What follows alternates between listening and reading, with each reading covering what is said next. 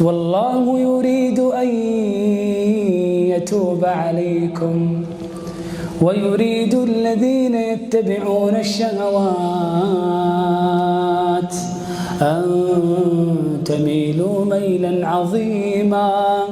يريد الله أن يخفف عنكم وخلق الإنسان ضعيفا. يقول الله: يا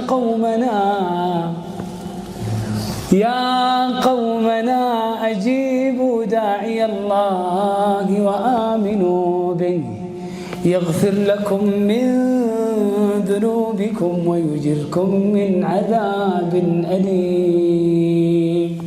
ومن لا يجب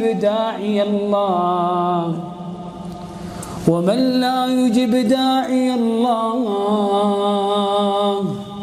فليس بمعجز في الأرض وليس له من دونه أولياء أولئك. أولئك في ضلال مبين.